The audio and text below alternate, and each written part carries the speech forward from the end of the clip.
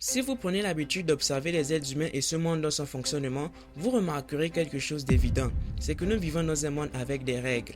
Contrairement aux espèces animales, ou toute autre espèce d'ailleurs, l'espèce humaine est celle qui mène son existence dans un monde avec énormément de règles, énormément de lois, des codes, des comportements et des préceptes à respecter.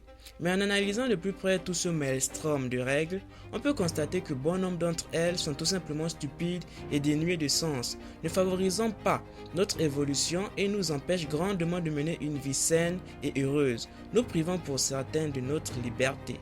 On peut alors s'interroger, pourquoi sommes-nous dans une société avec autant de règles?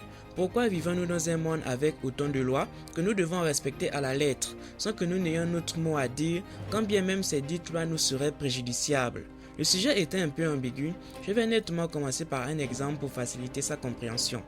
En France, il existe une loi, la loi Leonetti de 2005, nouvellement la loi Clay-Leonetti de 2016, qui interdit formellement l'euthanasie et le suicide assisté. Déjà, l'euthanasie, c'est quoi?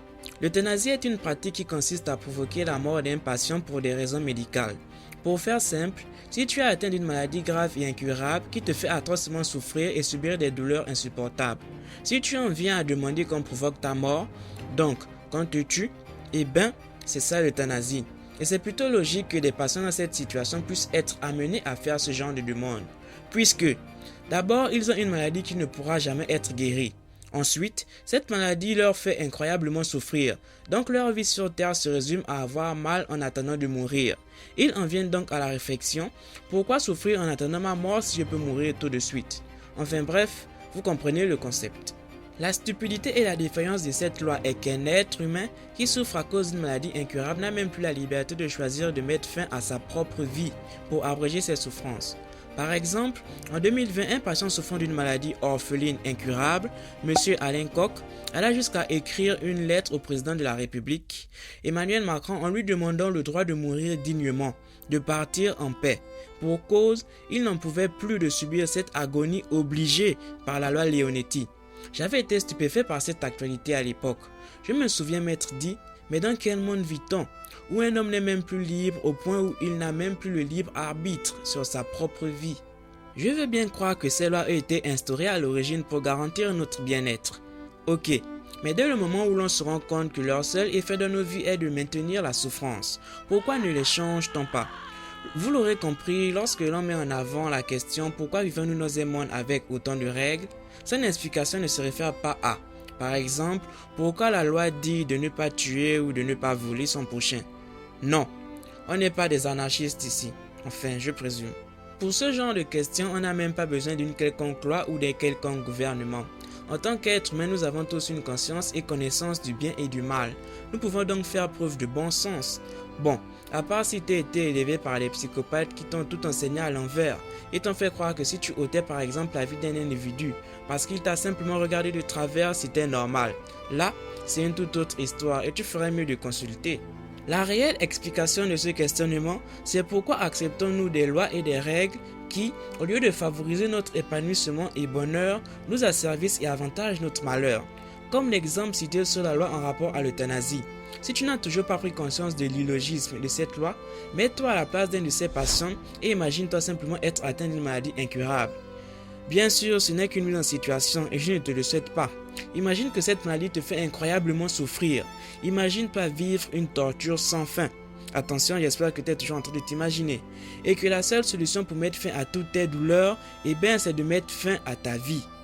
Du coup, tu es d'accord, toute ta famille est d'accord, tes amis, tes proches, tous sont d'accord avec toi que tu meurs, puisque de toute façon, tu n'as pas de vie et passes tes journées à souffrir à cause de ta maladie et cela ne changera jamais. Donc, pour ton salut, tu dis docteur, tuez-moi. Le toubib te répond, ben non, je ne peux pas te tuer et mettre fin à tes douleurs, parce que le gouvernement ne veut pas.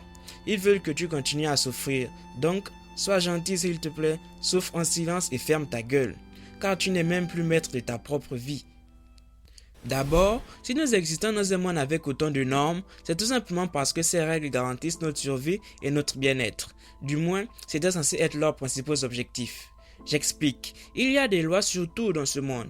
qu'elles soient gouvernementales ou sociales, elles nous disent comment se comporter, comment être éduqués, comment nous devons vivre nos vies de manière selon elles qui les rendront agréables. Par exemple, si un jour tu rentres du boulot et tu trouves ta femme te trompant avec ton meilleur ami, tu te sentiras trahi et voudras peut-être lui faire la peau. Il faut comprendre que l'être humain mène une grande partie de son existence guidé par les impulsions émotionnelles. Mais à ce moment, lorsque tu ressentiras cette émotion, qu'est-ce qui t'empêchera d'agir et t'obligera à te retenir? Eh bien, c'est parce que tu te souviendras qu'il existe une loi dans la société qui dit que si tu tues, eh bien, tu vas en prison. Et comme tu ne voudras pas passer le restant de tes jours derrière les barreaux, tu vas prendre sur toi, peut-être juste mettre un coup de poing à ton ex-meilleur ami et te barrer. Bref, je vous laisse imaginer la suite du scénario. Et c'est la même chose pour le vol, la tricherie et pour tout autre crime ou délit. S'il n'y avait pas de loi faisant office de barrière et contraignant les individus, vous serez surpris des agissements de certaines personnes dans cette société, car ils choisiraient de ne pas contrôler leurs pulsions, leurs pensées obscures et malsaines. Ils choisiraient de se laisser dominer par leurs émotions, et là, nous vivrons dans un monde d'anarchie. Mais heureusement, il y a des lois. Ouf. Aussi, la présence de règles dans une société garantit le maintien de l'ordre et assure la sécurité. Une civilisation sans leader qui dicte ces dites règles ne peut exister. Croire dans le fait qu'une société peut perdurer et proliférer en s'autogérant et en toute autonomie est utopique. L'histoire nous a d'ailleurs à maintes reprises fait comprendre. Toute civilisation a besoin de conditions et d'environnements propices à son évolution. Et pour que ces conditions soient réunies, il est nécessaire de contraindre les populations en se basant sur des critères éthiques. Et c'est de là que naît le problème, car ces critères considérés comme moraux ne sont pour la plupart jamais remis en question et simplement appliqués, quand bien même l'on pourrait constater leur manquement. Par exemple, il existe une loi en France sur les squatteurs. La loi a lieu qui interdit à un propriétaire d'expulser par lui-même un squatteur de son logement. Déjà, c'est quoi un squatteur? Un squatteur, c'est tout simplement une personne qui réside dans un lieu sans l'autorisation de son propriétaire. Attends, je t'explique. Cette loi dit que un propriétaire n'a pas le droit de forcer un tiers ou par exemple un locataire qui ne paie plus son loyer, ne considérant pas ce dernier comme un squatteur, à quitter le lieu qu'il habite sans avoir obtenu le concours de l'État. De plus, le squatteur qui se maintient dans un logement peut être condamné à 1 an de prison et 15 000 € d'amende. Or, le propriétaire qui choisirait d'expulser par lui-même sans l'autorisation et le concours de la force publique, le dit squatteur serait quant à lui condamné à 3 ans de prison et à 30 000 € d'amende. Sans parler de la trêve hivernale et tout. Je te réexplique. Non, je te mets même dans le scénario. Imagine que tu travailles toute ta vie et que tu investis ton argent durement gagné à la sueur de ton front dans un bien immobilier. Tu mets l'appartement que tu as acheté en location. Et un jour, cet énergumène que tu as comme locataire décide de ne plus te payer ton loyer.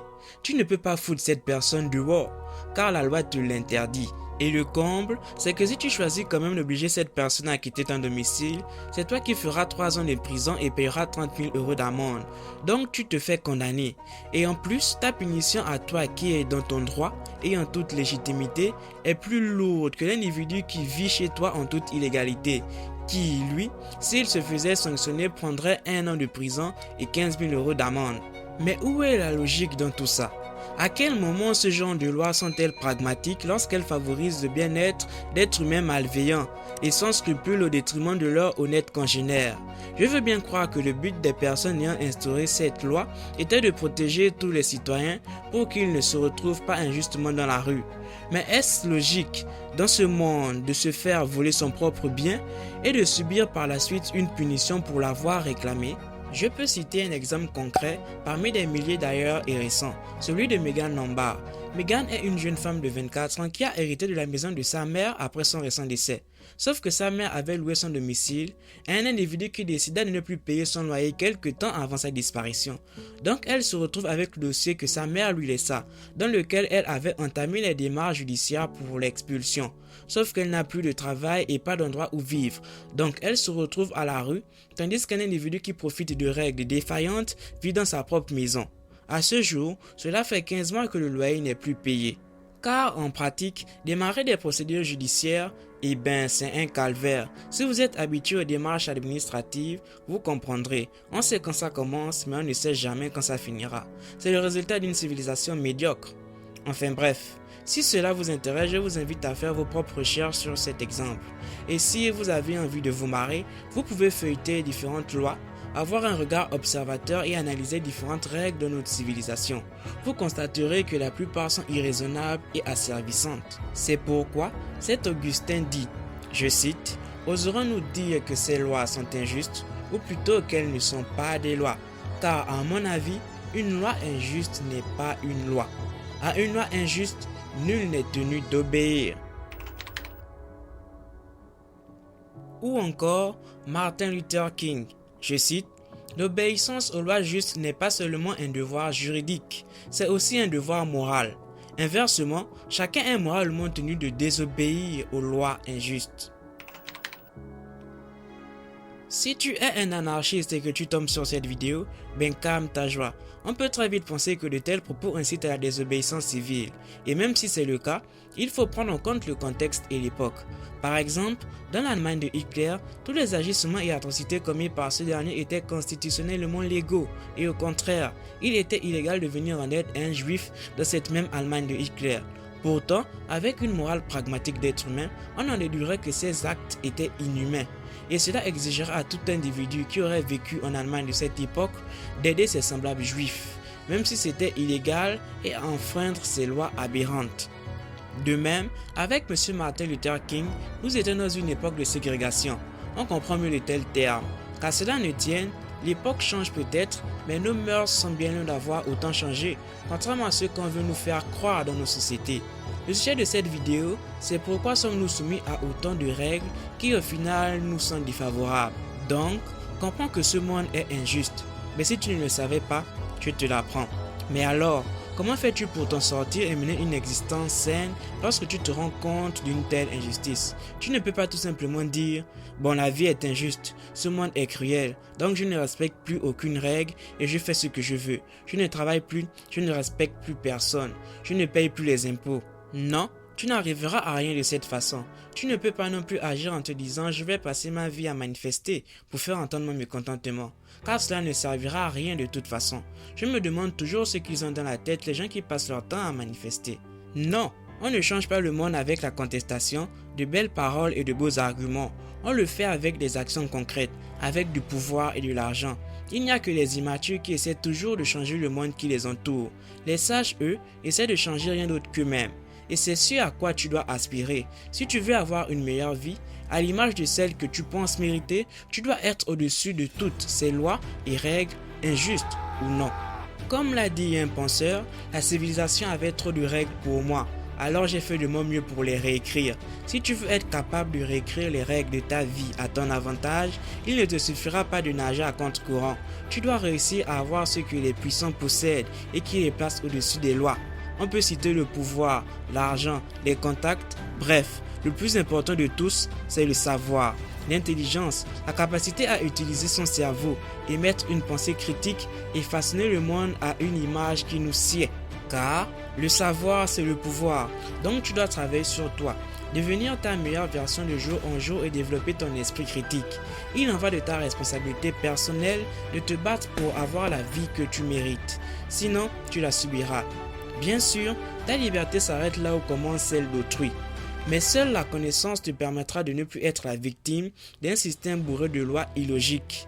Il est important que tu t'intéresses en général au monde qui t'entoure, car cela te permettra de mieux le comprendre et par la suite de modifier par tes compétences ces aspects qui te sont défavorables. On a cité les impôts précédemment et brièvement. Savez-vous qui est à l'origine de la création de notre actuel système d'imposition? Ce système d'imposition cédulaire, général et progressif, eh bien c'est le peuple lui-même, les pauvres et la classe moyenne. Historiquement, bien avant les taxes perçues pour financer l'effort de guerre, celle de la Première Guerre mondiale ou de toute autre guerre territoriale, ainsi que tout autre impôt indirect ou impôt direct, l'idée des taxes fut rendue populaire et acceptée par la majorité en disant à la classe moyenne et aux pauvres que les taxes avaient été créées seulement pour punir les riches. Les masses crurent aussi aux aspects financiers de la théorie, selon laquelle on enlevait aux riches pour donner aux pauvres. Ce qui les motiva à voter pour cette loi et elle devint légale, conformément à la Constitution. Et bien que cette loi fût conçue pour punir les riches à l'origine, elle finit par sanctionner ces mêmes gens qui l'avaient fait adopter, c'est-à-dire les pauvres et la classe moyenne. Aujourd'hui, on dirait simplement le peuple. Bien sûr, au fil des années, l'appétit des gouvernements pour l'argent du contribuable s'agrandit et selon chaque État, ils affinèrent leurs lois sur l'imposition. C'est la partie ironique de cette histoire. Au départ, les gens ont voté des lois pour les favoriser. Et au final, ces mêmes lois qu'ils ont votées les défavorisent. Et en plus, ils ne peuvent rien faire pour les changer. Ben oui, pourquoi l'avoir voté au début? Enfin bref. C'était une parenthèse. Comprends que tu portes seul la responsabilité de ta vie sur cette terre. Et si tu veux l'améliorer, il t'est indispensable d'évoluer. Car, ben non, si tu crois que ton gouvernement ou qu'une quelconque autorité publique te viendra en aide, tu mèneras une vie de souffrance et misérable. Car dans ce monde, chaque entité ne sert que ses propres intérêts. À toi de prendre ta vie et ton destin en main. Commencer à réfléchir, travailler sur toi et devenir maître de ton existence. Devenir le seul et unique maître de ta liberté.